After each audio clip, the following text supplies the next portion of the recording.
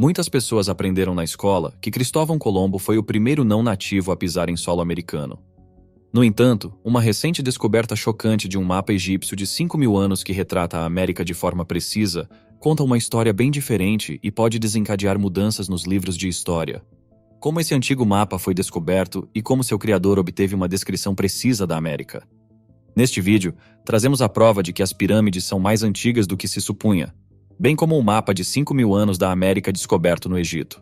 Mas antes de começarmos, deixa eu te apresentar o fone AlphaPod Pro. Muito leve e confortável, ele possui graves profundos e agudos nítidos graças à sua tecnologia Turbo Bass. Com ele você pode escutar 7 horas de música sem precisar recarregá-lo, e é totalmente à prova d'água. Ele também funciona como um power bank para carregar seu celular. Esse fone, sem dúvidas, é a melhor opção para quem procura uma experiência de áudio premium. Peça já o seu na loja Cloud Importados, usando o nosso cupom REALIDADE10 e ganhe um super desconto. O link está na descrição.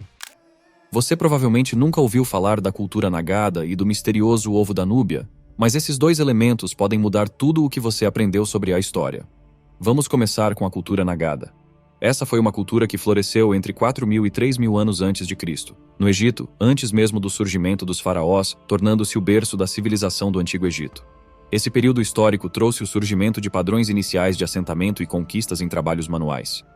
Foi também a época em que as redes de comércio começaram a se estabelecer, formando os componentes fundamentais que evoluíram cultural e politicamente para a formação do Antigo Egito. Segundo os estudiosos, um dos aspectos mais fascinantes do modo de vida de Nagada foi a rica produção de artefatos. De fato, esses artefatos foram cruciais para o nosso entendimento das dinâmicas da sociedade egípcia, sua religião e obras artísticas. Agora, o ovo da Núbia, o qual não era um ovo comum. Além de ser espetacular pelo trabalho artesanal complexo, este ovo único tem sido o centro de um debate acalorado sobre a origem e cronologia da civilização egípcia antiga e também sobre a dimensão do conhecimento dos antigos egípcios sobre as Américas. O arqueólogo britânico Cecil Malaby Firth o encontrou em 1907 e agora ele reside no Museu da Núbia, no sul do Egito. O ovo da Núbia data de cerca de 7.000 anos atrás, e o fato dele ter sobrevivido todo esse tempo não é nada menos que um milagre. Ele foi desenterrado de um local de sepultamento associado ao período em que o Vale do Nilo estava fervilhando com os primeiros colonizadores ou pioneiros da civilização.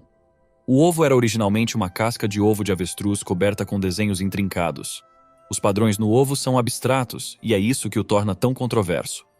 O ovo tem uma representação de 3 triângulos em lados opostos, com linhas horizontais que os atravessam. Ao lado desses triângulos há uma cobra fina, e do outro lado dos triângulos há um desenho globular. E é aqui que fica interessante. Muitos estudiosos afirmam que os triângulos representam pirâmides, e sendo 3, elas se assemelham às 3 principais pirâmides localizadas no Planalto de Gizé: a pirâmide de Miquerinos, a pirâmide de Khefren e a grande pirâmide de Quéops. A cobra é dita representar o rio Nilo. Com o ovo da Núbia sendo encontrado no Baixo Egito, não é de se admirar que alguns estudiosos estejam fazendo perguntas. Lembre-se de que o ovo foi datado em cerca de 7.000 anos e, segundo a crença moderna, as pirâmides têm apenas 4.600 anos. Há uma discrepância de mais de 2.000 anos entre este ovo e as pirâmides. Então a questão é, como o ovo retratou pirâmides construídas milhares de anos depois que foi desenhado? Ou será que as pirâmides são simplesmente milhares de anos mais antigas do que nos disseram?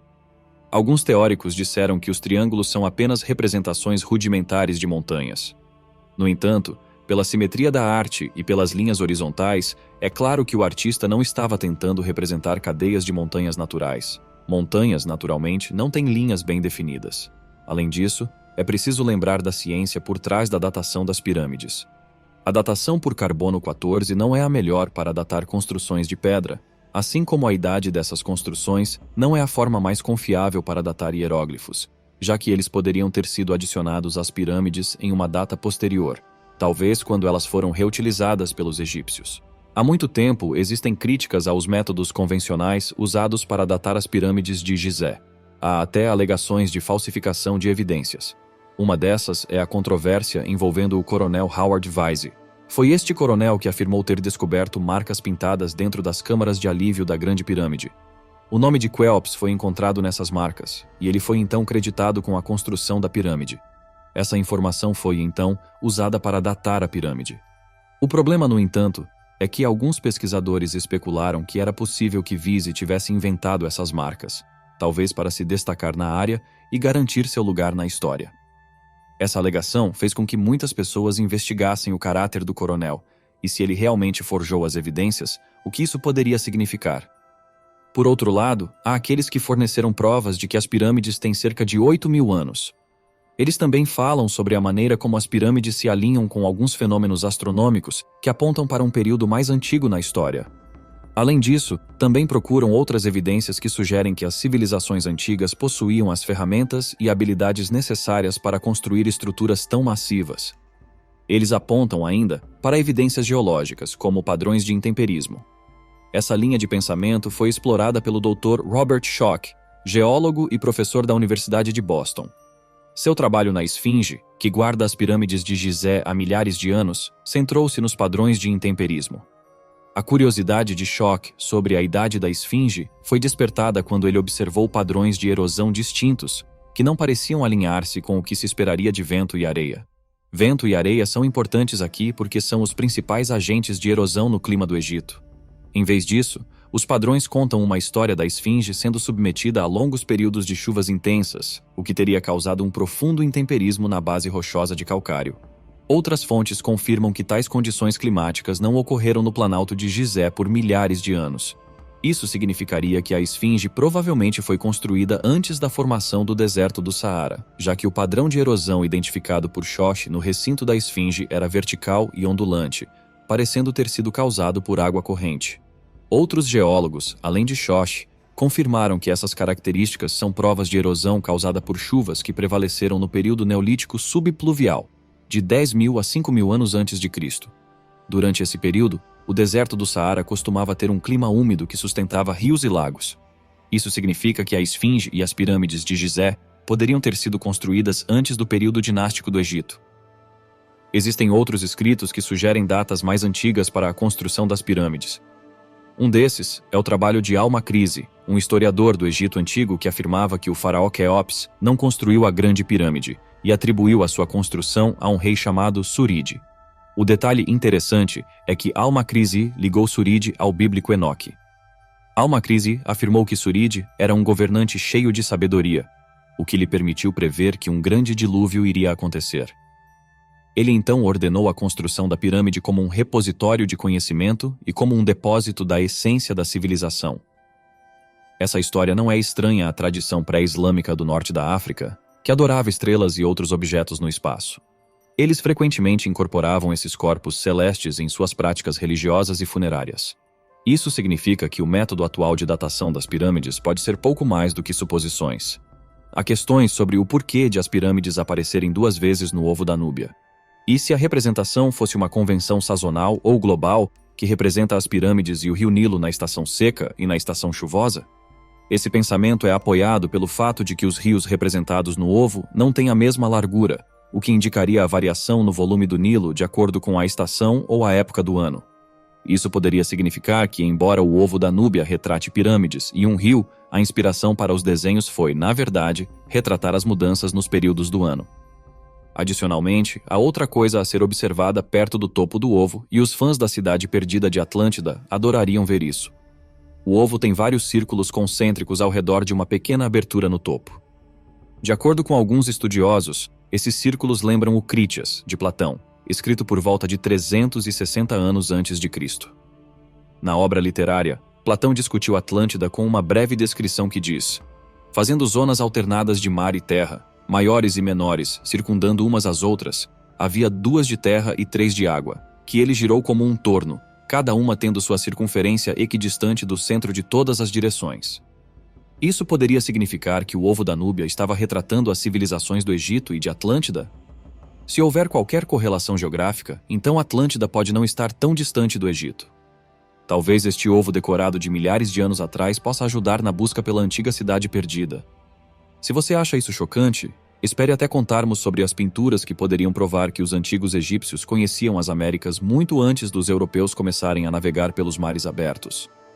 Estamos falando sobre as pinturas descobertas em um local que incluía os mapas tanto do Velho Mundo quanto do continente americano.